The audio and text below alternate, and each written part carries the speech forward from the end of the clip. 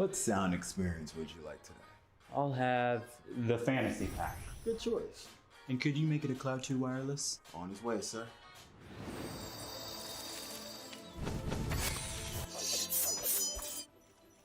Sounds amazing!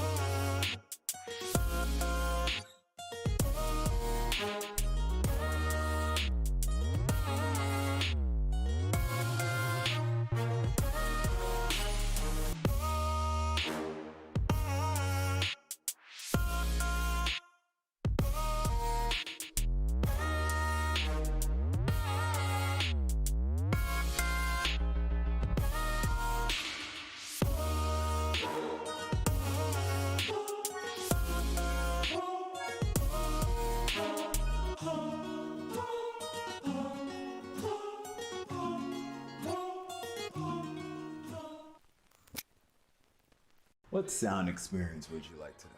I'll have the fantasy pack. Good choice. And could you make it a Cloud 2 wireless? On his way, sir.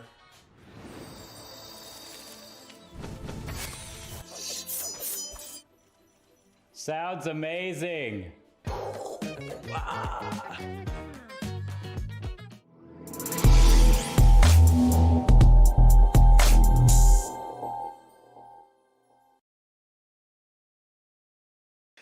Welcome back, ladies and gentlemen, to the NECC. I am still Leachy, again, much to the chagrin of, I'm sure, most of the audience. But we've had a bit of a substitution. Novanta is done for the evening, and I am now joined for the first time by the one, the only, the inimitable Bass from the Past. What's up, dude? How you been? I am awesome tonight. I'm excited to be back in the booth here. I got to open up the day a little while ago, but now we're back with some even more action. And again, the hits just don't stop today. We keep talking about this, but we've got so many games, and this one is going to be another close match. Looking at the stats beforehand, some teams at 1-1 here. Both of these guys have a very pivotal game here. Leachy, who do we have up next? We have up next Upper Iowa University. I'm so glad you asked, Bass, because I was going to steamroll right past that. Upper Iowa University going up against Fresno State Maroon. Now, Fresno State Maroon is a squad that I have experience with. I did see them play once against Kansas Wesleyan. Unfortunately, they did lose that match 1-3, but they also wound up beating Concordia, Wisconsin, 2 all the way in game 5, so 3-2. They had a bye in the middle there in week 2.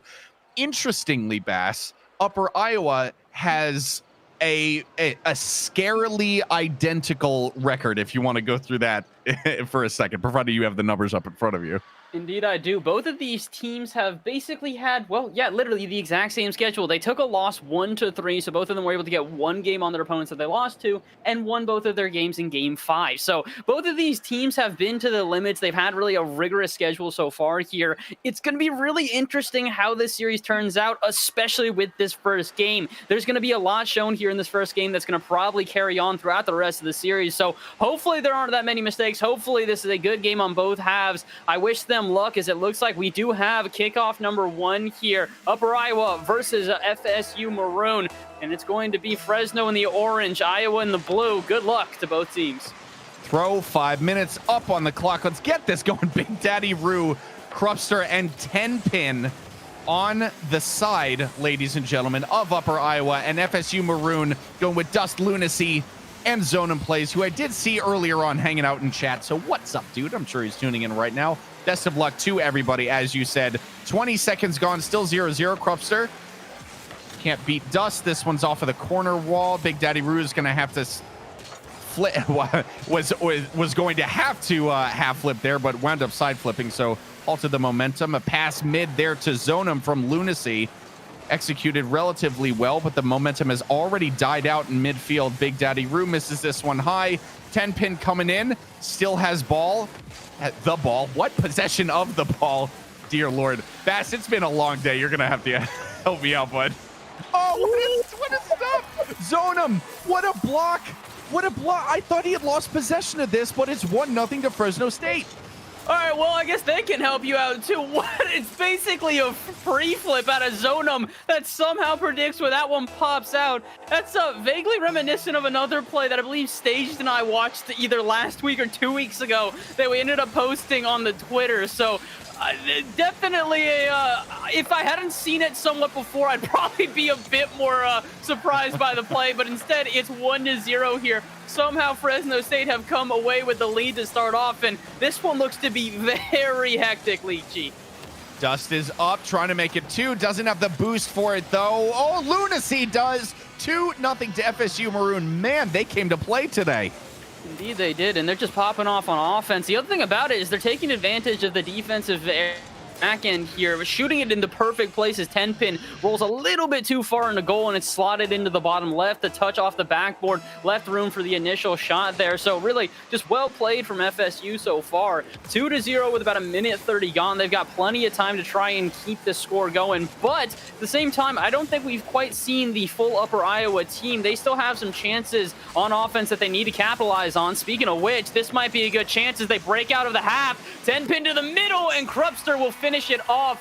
All of a sudden, Upper Iowa have cut the lead in half. 3:20 left to go, too. I think we have the beginnings of a super exciting series yet again. Bass, the only thing is that the previous series, they were heavyweights at the top of the table. It must be said, both of these teams, Fresno State Maroon, are sitting in 5th place and Upper Iowa in 6th. So now towards the closer to the bottom of the table, there are 9 teams in total on the West Emergence leaderboard. But as you know, as evenly as the teams were, as evenly matched as the teams were earlier tonight, these guys, you could argue, are even closely or even more closely matched. Excuse me, my brain is having a ton of trouble tonight. And I think we're seeing perfect evidence of this here as Krupster tries to make it 2.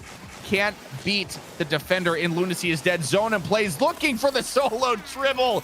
Muscles it past him like he isn't even there. 3-0 now to Fresno State Maroon.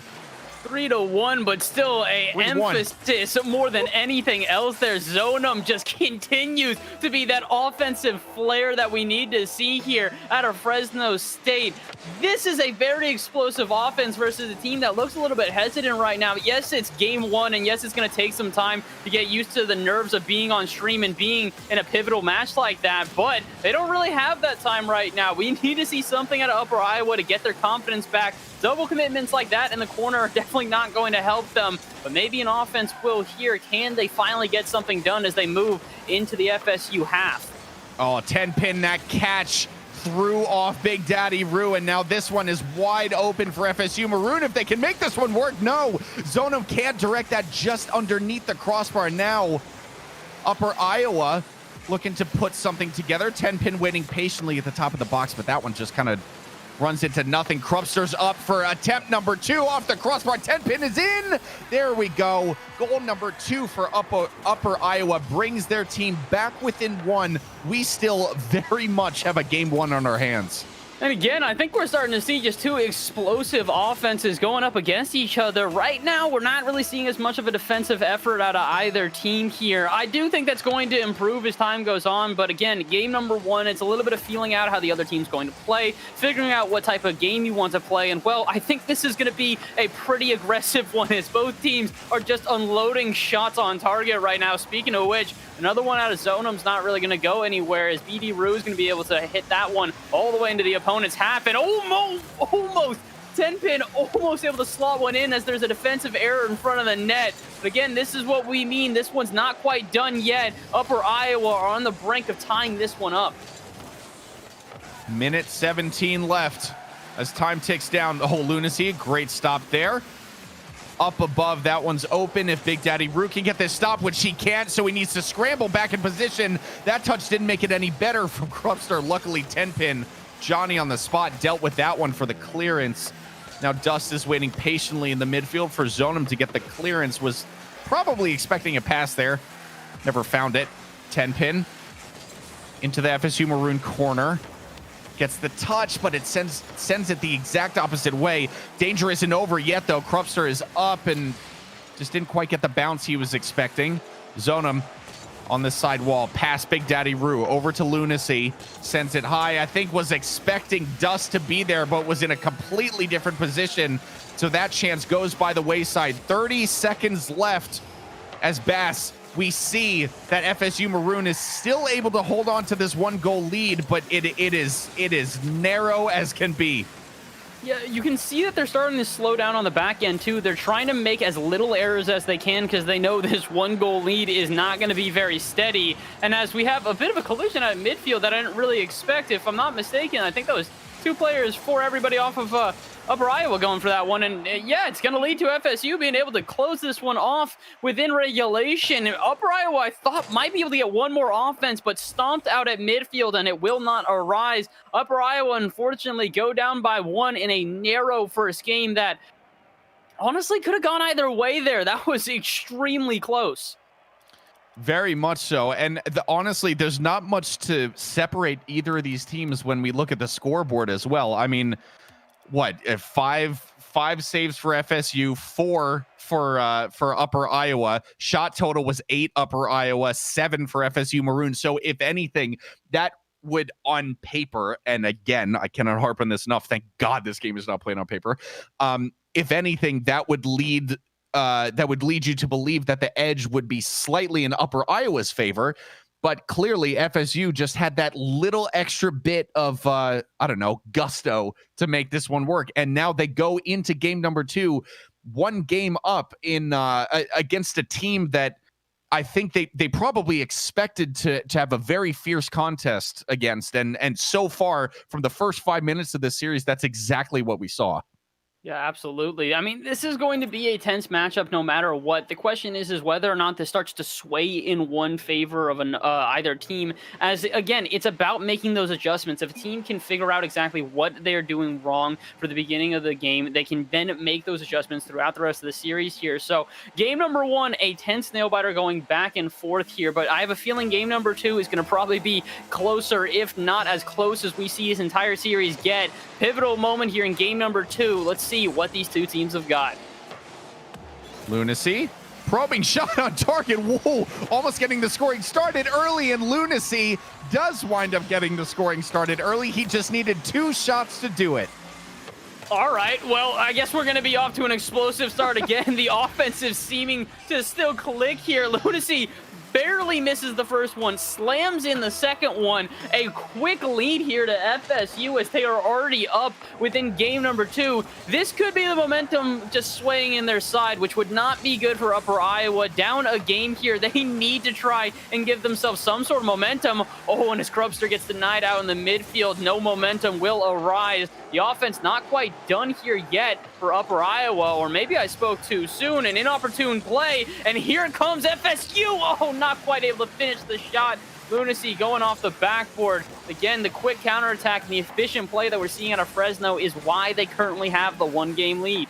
I wonder if this is going to be a playstyle that they're going to be able to maintain for the entirety of this series, because it's no secret that being this on the ball is definitely mentally draining, if nothing else. Now, maybe they may argue that playing against Upper Iowa makes it a little bit easier for them to maintain it, but I, as somebody who wants to believe in some evenness between these two teams, I'm gonna go with, yeah, maybe this will take a toll on them, which may allow Upper Iowa a path back into some level of competitiveness within the series. The thing is, we're in game 2 and FSU have the lead once again. So right now, nothing is in the column of Upper Iowa trying to convince me otherwise.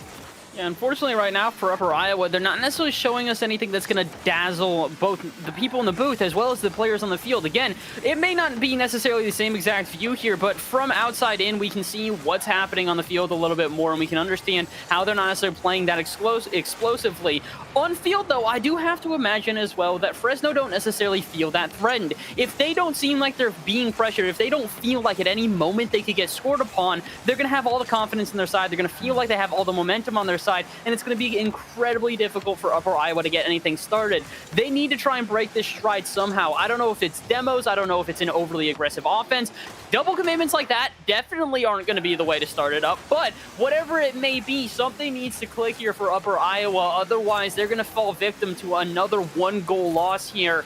But half the game left, plenty of time for adjustments. As they go into their own half, though, they have to at least not get scored upon again. Demo on Lunacy coming from 10 pin. This one off the back wall. Krupster misses that one, but crucially, Big Daddy Roo did not. Into the midfield.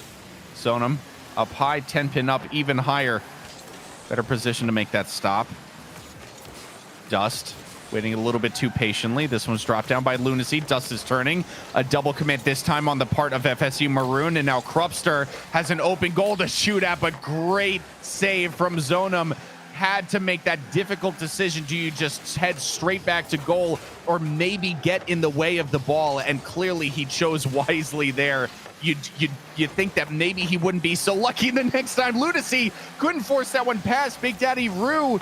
The pressure is still on for FSU Maroon as Upper Iowa are still struggling to break out of their half on a consistent basis. Bass, we're down to the 90-second mark, and FSU are still holding on to this one-goal lead.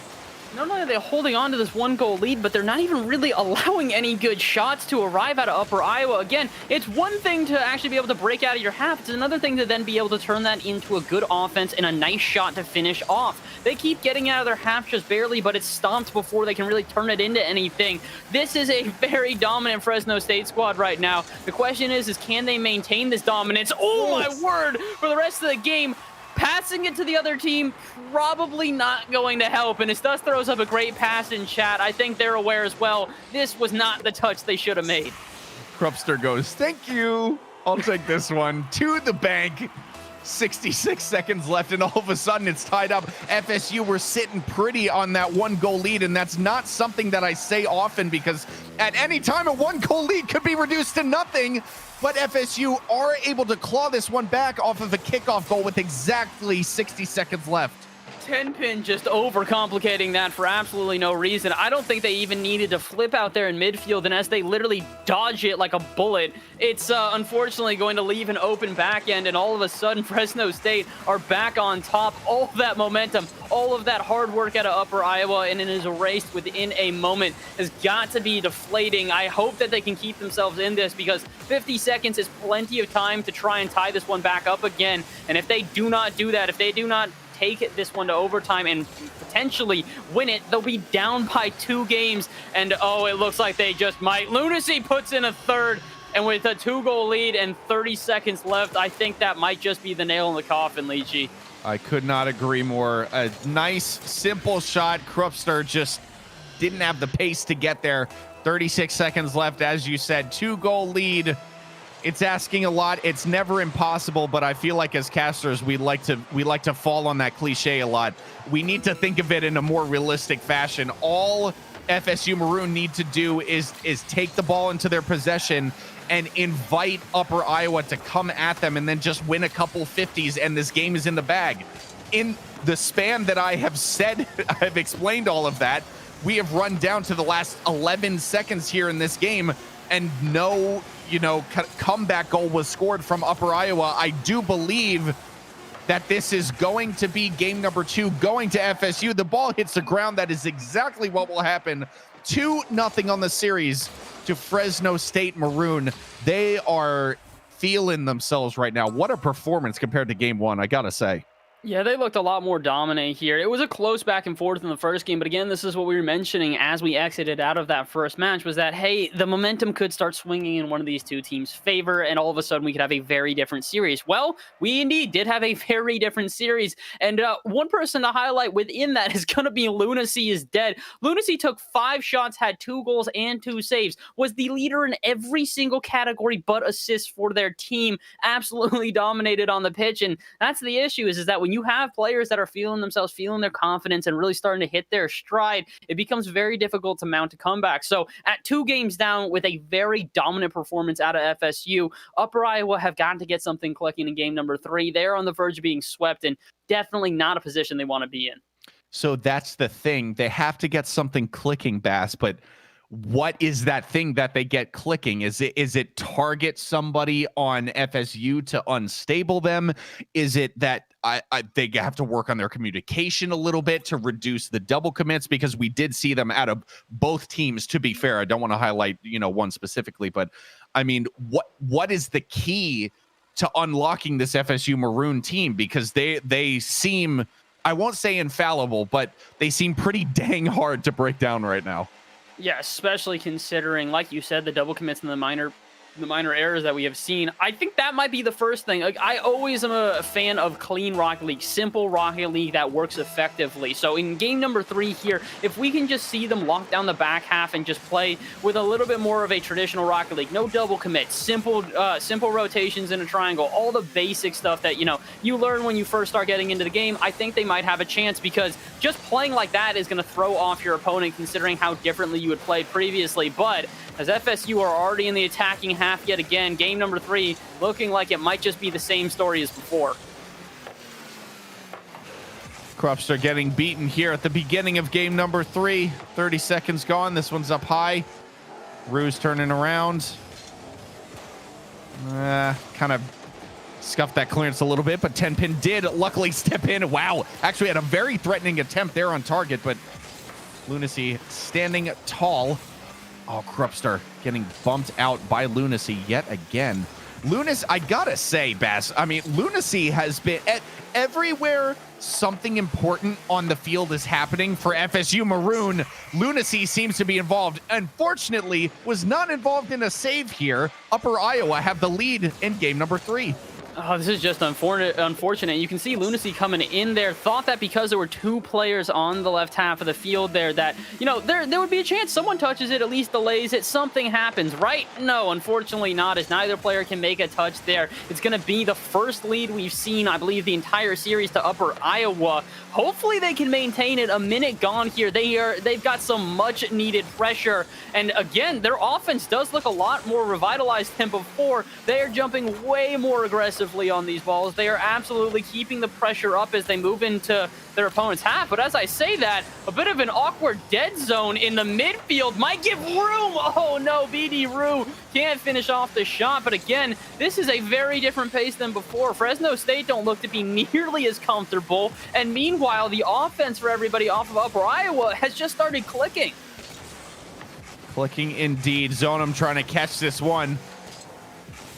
Does relatively well to maintain it. Oh, beats another one. This one's off of the backboard, but Krupster sees this one clear and now has 10-Pin waiting in support for some kind of a pass. Didn't get the most confident of touches out there.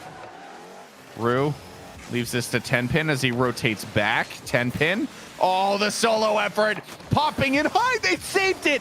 Lunacy. Are you kidding me? The pin save on the goal line. I want instant replay. I've never wanted instant replay so badly in my life. I need to see that save again. Somebody get that clip for me. That looked like it was entirely in. I thought that was going to be a 2-0 lead. The offense is still continued here, so we may still see that 2-0 lead if we can see another goal out of Upper Iowa. But man, that's about as close as you can get. And again, we mentioned their name all day. We'll continue to now. Lunacy just getting involved in the right place at the right time there. Walks away with the technical save. I am baffled that we're still at a 1-0 score line. But Upper Iowa probably going to be feeling pretty good. They didn't give up an easy transition goal against them. So good offense, good defense, completely different Upper Iowa team here in game number 3. That one's destined for goal. Big Daddy Rue makes it to FSU Maroon. All of a sudden are finding themselves struggling a little bit. Zonum couldn't catch up to this ball in time. I like that they're taking shots a little bit earlier, and they're actually trying to keep those shots on target pretty much every single time. They're not making anything too intricate. They're making standard shots on net, and that's exactly what we're hoping for. Go back to the basics, just keep the pressure up, and keep that final shot clean. If you can do so, you're going to have a great shot at breaking down FSU because, as we mentioned earlier, neither of these teams are playing perfectly, so capitalizations upon mistakes really could separate the two of them. Speaking of which, it's a bit of awkwardness in the back corner, and 10-Pin will take advantage. You call it, and it will arrive all of a sudden in a perfect example of what I'm talking about. It was that whiff on that initial clearance that made the difference there. If that touch happened, none of this goal, none of this buildup that led to that goal would have ever taken place. But the touch didn't happen. The buildup did happen. And Upper Iowa find themselves in the driver's seat of a strong 3-goal lead now. And that's, I've got to admit, this was I didn't see this strong of an adjustment coming. Dust is going to get one back. Minute 17 left. Maybe miracle time here, but I think honestly, Upper Iowa has done enough to convince me. I think they deserve this game 3. Well, it would be an absolute shame if they somehow lose it, but again, momentum been a huge factor here in this series. It has been so far that the first team to score has then kept the momentum and went on to win, but a big momentum shift here in the last minute of the game, or just before that, I should say. Maybe we see some sort of comeback out of FSU. I, again, also would be extremely surprised, but you know, I've seen crazier things in Rocket League, and as Lunacy clears this one out to midfield, it's going to be a bit more difficult than I expected. Double commit, clear this one all the way out. Lunacy also pops us into the backboard. No one's homing goal, but no shot can be taken. BD Rue has now moved in, and as they just delay the shot, the inevitable, I don't want to say goal that could come, but, you know, the opportunity that will arise, it just doesn't seem they have the time here. FSU, even if they are able to get one, have to get a second one to just take us to overtime, and with 30 seconds left and not much momentum on their side, I think we're going to game number 4. I agree. That's my scientific analysis. I agree. 10 pin up high. Trying to make it 4. Some cheeky solo effort. Couldn't make it happen. Sent long. Rue. Oh, I had no boost in the tank to chase that one, but opted not to. Oh, this may be 4. Almost finding its way in. Lunacy, I think, realizing late that he had no boost for that one and then decided to flip just at the last second. Doesn't matter. What a win for Upper Iowa. And all of a sudden, FSU Maroon have some things to think about, Bass. That was a completely different game than we had seen previously there. Upper Iowa looked like they were just absolutely dominant the entire game, and it just didn't really make a lot of sense considering what we had seen previously. Like you said, that 3-0 scoreline that arrived halfway through that match just kind of still rattling around in my brain. It didn't make a lot of sense. And part of that is that they really did shut down the opportunities that were necessary for some sort of comeback out of FSU. A big player to highlight. Again, we'll keep saying their name. If they end up winning the series, I'd probably end up giving them the MVP of the series. Lunacy had 0 shots the whole game. They were so nervous about the pressure that was coming against them from Upper Iowa that they had 3 saves and 0 shots. So just a completely different game there at FSU. They need to somehow find that pressure again. Right now, their offense just does not have that firepower. I'm a very, very big fan of teams who are actually able to recognize that something about their playstyle needs to change and then actually implement that change effectively. Because it's one thing to, you know, for you and I schmucks just to sit here and be like, oh, they got to shoot better. They got to hit the ball better. But it's another thing for the teams to recognize it who are in the thick of it. To have the foresight to be like, okay, yes, I'm struggling right now, but I'm able to have like the bird's eye view of everything that's going on, see what's going on, figure out what needs to change, discuss that calmly, you know, between teammates, after a game is finished, and then actually implement and execute on that plan. Huge ups to Upper Iowa. I'm a fast fan of theirs right now. I'm really looking forward to now how game 4 plays out, because I'm looking forward to seeing if Upper Iowa can maintain that play style. B, I now want to see if Fresno State Maroon can do that same game style, you know, implementation change, blah blah, and make something work here in game 4. Absolutely. And one thing I do also really appreciate about Upper Iowa and their changes is that they kind of, I don't know, maybe they were listening to the cast and heard something I said, but they really did stick to a lot of the things that I was saying they needed to change. The rotations became a lot more standard. All of a sudden, you saw all 3 of the players really being in the right position at the right time. They cut down on the mistakes that they were making. Silly challenges and, you know, riskier plays just didn't seem to appear nearly as often. So they made a lot of the corrections that we were hoping for. So now that they've made their corrections, they start to look like a much more solid squad all around. Their offense is starting to click better. Their defense is starting to seem a lot more solid. It's going to be interesting, like you said, to see what sort of adjustments we see out of Fresno State here, because once these teams are at a peak, I still don't know who I would necessarily vote for. It seems like once these teams are at their best, it's going to be about even. So honestly, I don't want to cheer for Upper Iowa here, but Game 5 would be pretty cool. Listen, as a fan of competition and neutral competition and just a show in general, Game 5, I will always vote for Game 5. I will vote for an underdog, but more importantly, I will always vote for a Game 5 because Game 5 deciders are where true entertainment and true storylines are made. So that's what I'm pulling for. I'm hoping to that end, Upper Iowa is able to pull this one back. But like I said, I'm equally as interested to see what FSU Maroon is able to do. I wonder how much of this is going to come into, or how much consideration is going to go into maybe Lunacy being able to step up and be that leading line player for FSU Maroon that we saw in games 1 and 2, because as you said, no shots in game 3. So what a drastic change there. I think a part of this is going to be up to Lunacy to be able to recognize that Upper Iowa kind of stifled him almost completely and figure out a way around that. And, easier said than done, but again, that's why I'm casting it there or playing. I hope that they have the ability to figure that out where I could just say like, oh yeah, just do that, obviously.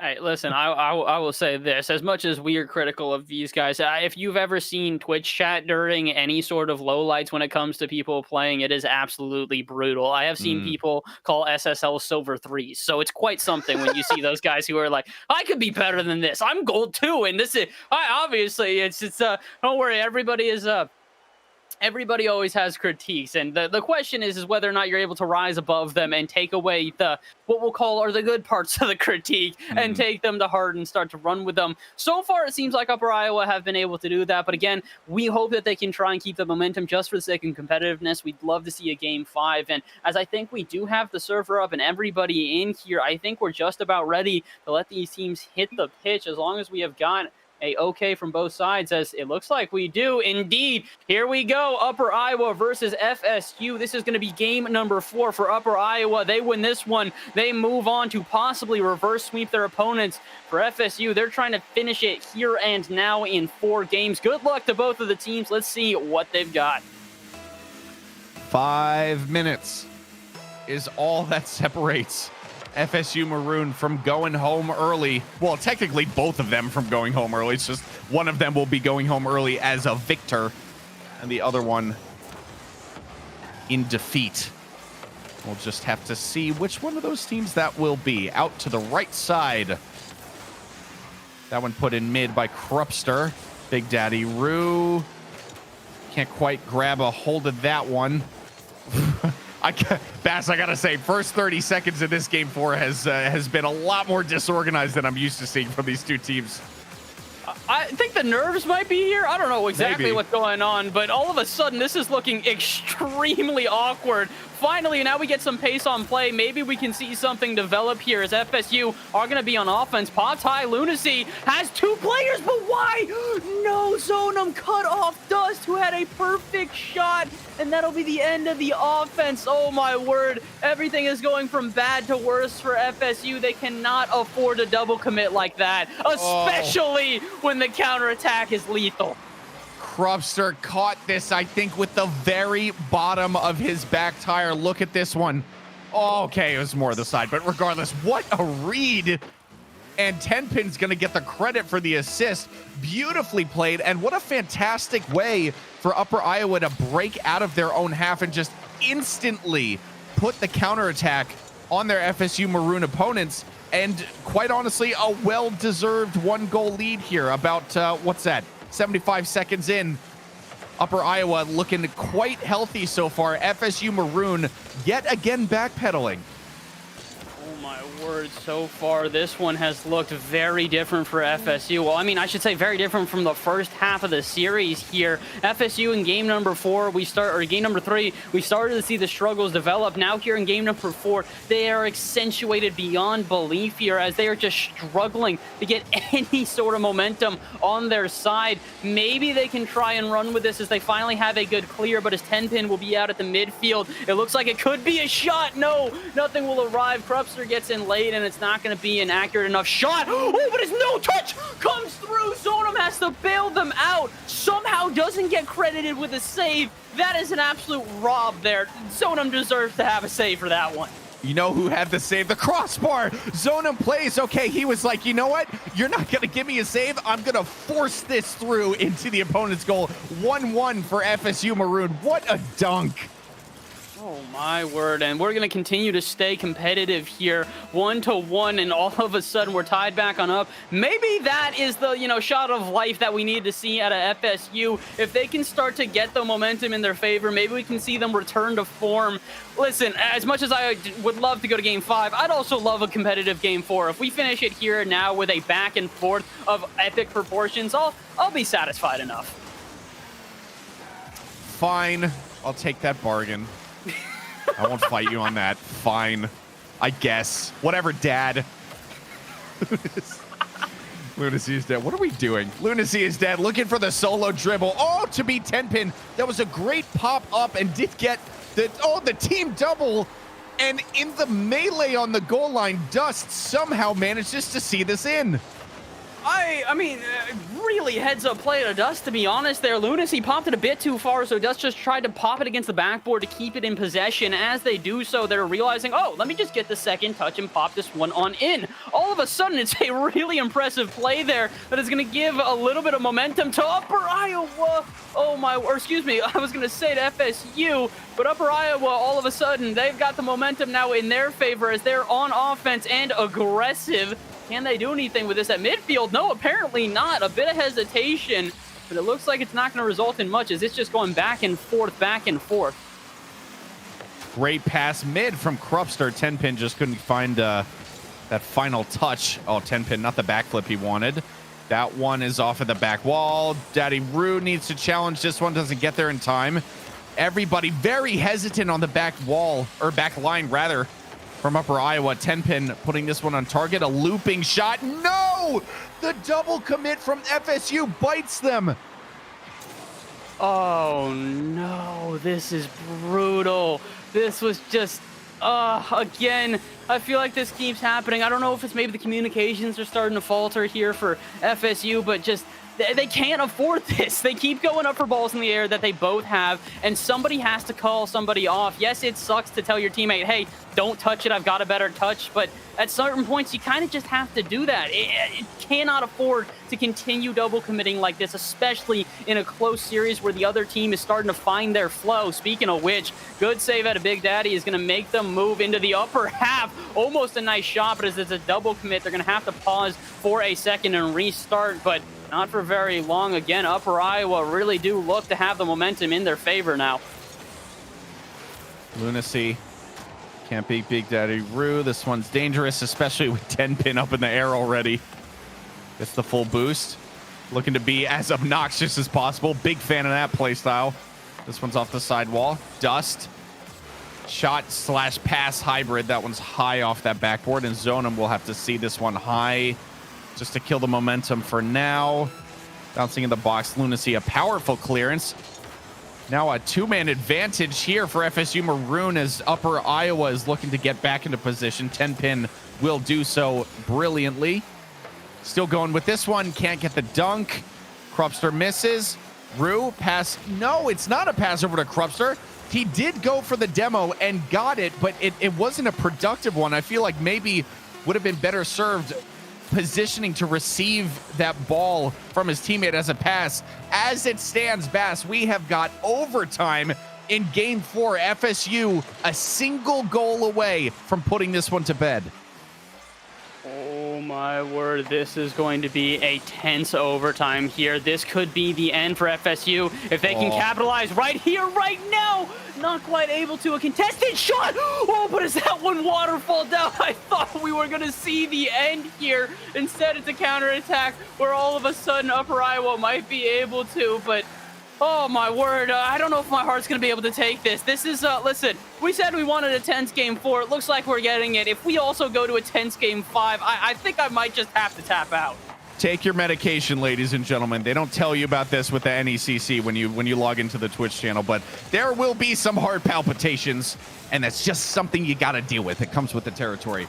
Big Daddy Roo looking for this clearance straight into the face of Zonin Plays.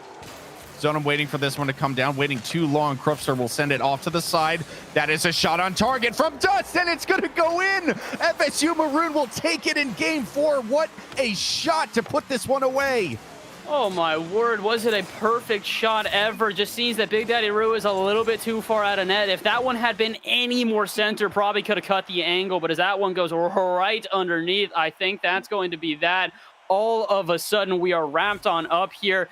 Definitely would have loved the game 5, but man, game 4 delivered for sure.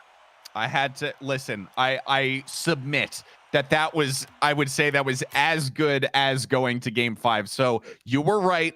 We took a competitive game 4, and it was great. So I'm happy with what we got. FSU Maroon, 4 games, and they now, you know, I think the biggest part of this is now they have a positive series record. They go 2-1. I'm not quite sure how that works out with their game differential and whether or not they wind up overtaking Ottawa University, because I'm really bad at math on the fly, but we'll work it. I think that's 7 and okay. Luckily we got some live updates. So they do still stay in 5th place, but they are 1 spot, I think, underneath Ottawa University. If my math is correct. No, Ottawa University actually do dip down into 5th because they went 2-2. So Fresno, given that they have 1 game in hand, temporarily take 4th place. So that makes this win even sweeter. Yeah, and unfortunately for Upper Iowa, it's just going to knock them down a little bit. It's not going to really move where they are within the standings because everybody below them at the moment is struggling to get their first win, but it is definitely going to make that climb up to the higher parts of the bracket a little bit more difficult for them. So definitely not too early to call it quits. We're not far enough into the season that anybody is out of the picture here, but definitely a rough back half for sure for them, as they're going to need to keep climbing from here on out. We wish them a lot of good luck, but you know, it's going to be I'm not going to say a long season ahead, but it's going to be a difficult one, as everybody in this division is ready to play, and they're going to continue to get better as time goes on. But Leachy, man, what a series that one was. What a series. You were talking about how it's going to be a long season. You know who enables us to make it through the long season? Our sponsors, ladies and gentlemen. You knew it was going to come eventually. Meta Pro Gaming, everybody, is a full service esport management, developmental, and consulting company. Meta provides esports coaching, college esports management, arena design, and equipment. Please visit them at metaprogaming.gg to learn more. Thank you very much to Meta Pro Gaming for making this broadcast happen, making the season happen, helping us to last the entirety of this NECC Rocket League season. I cannot wait to see what the rest of the season has in store. There are so many divisions, so many fantastic teams. Bass, the action never stops. No, it does not. We've still got one last series tonight. Unfortunately, we are going to lose the great Leachy. I am sorry to see you go, but luckily, I believe you will be back next week. So we'll get to see that beautiful face yet again. But for right now, we're going to have to move into a little bit of a break, hear from a couple of other people, you know, that help us out and make sure that the NEC can stay up and running here. So quick little break. We'll be right back with our last series of the day, which, hey, we're going to be moving back up to Division 1, as I believe it is going to be Boise State Blue versus Montana. You're going to want to stick around to watch that. So quick little break. We will be right back.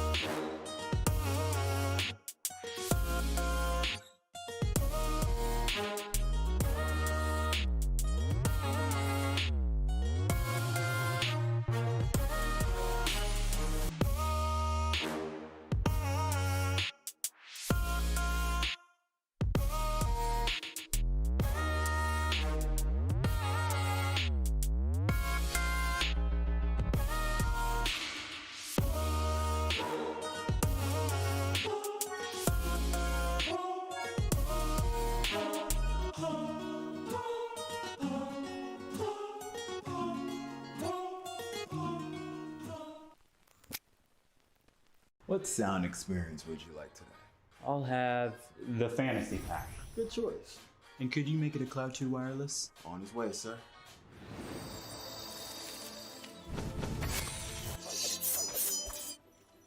Sounds amazing.